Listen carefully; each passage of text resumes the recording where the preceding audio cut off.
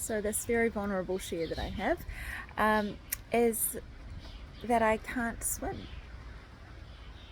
I mean, I can float, but I can't freestyle swim. I can't swim and breathe, and I have had for a very long time a massive fear of just putting my head under the water. Any time that water would kind of enter through into my nose, I would just freak out and just panic.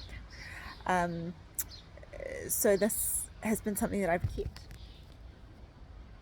That's my cat.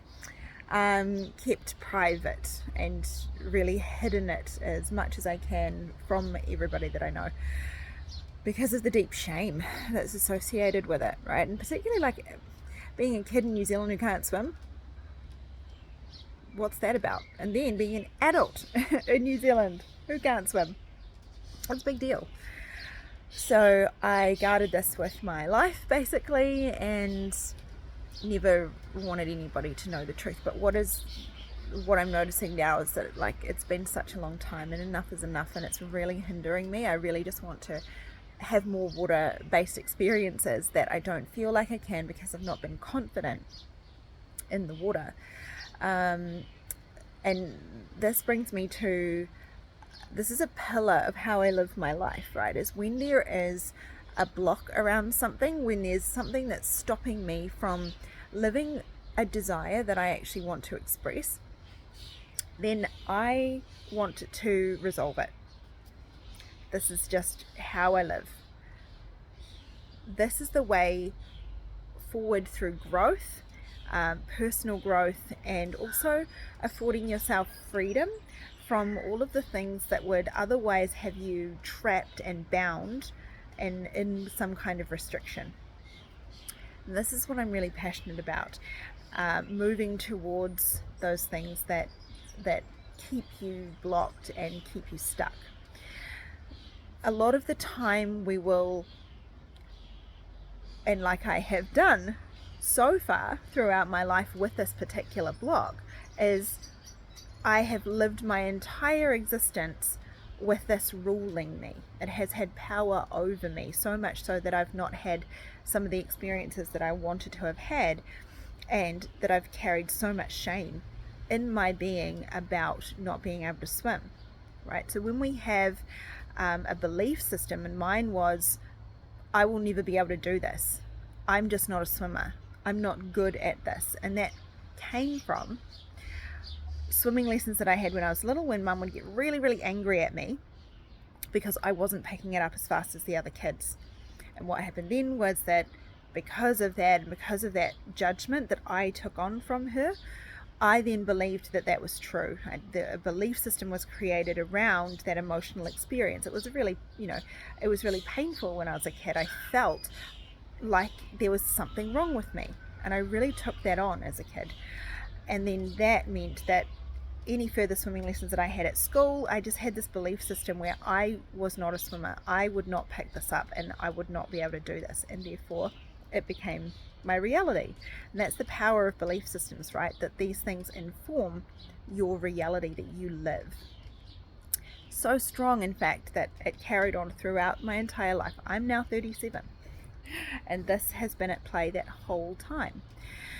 So this has come up as something that I'm ready to move towards, ready to start unpacking and releasing.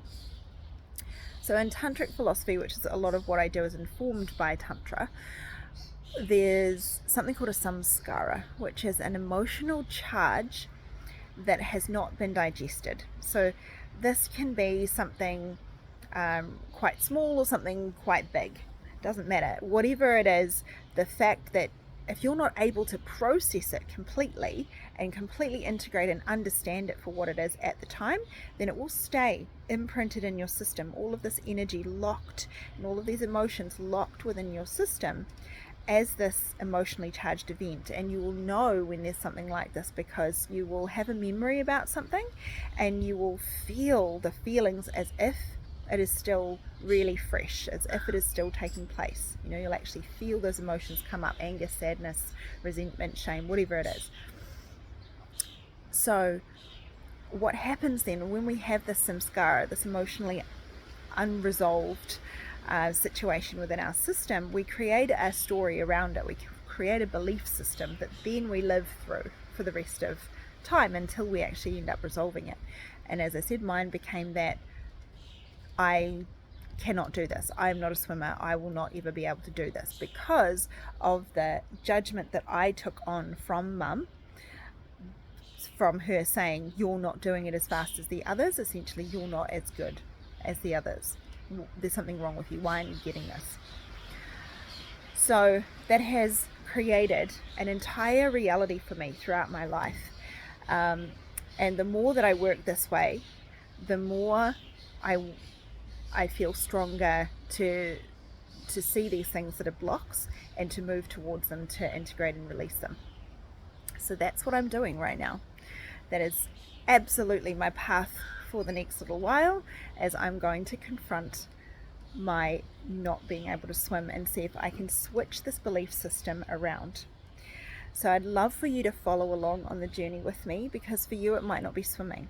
You know, it might be something completely different that you recognize, hang on, there's a block in the way between my desire, like my desire is to be able to swim, is to be able to say, yeah, I can do that. I can swim 100 meters. Let me go for it. So there's my desire, but there's something in the way of that becoming a reality for me. So that's where I'm working with right now, is really getting curious about the block that's in the way. So if you want to follow me on this journey of uncovering this, I'd love to have you with me. And this is literally what I teach my clients to do, is to see those blocks, to become aware. So that's the first step, awareness. Then you need the willingness, which usually comes from a desire to be experiencing something differently. And then take that and the alchemy starts to happen, so that we can kind of start to integrate all of those emotions that were locked in that previous experience, and then start to shift and rewrite that belief system. So yeah, watch this space. There'll be another couple of videos with my journey. So yeah, follow me.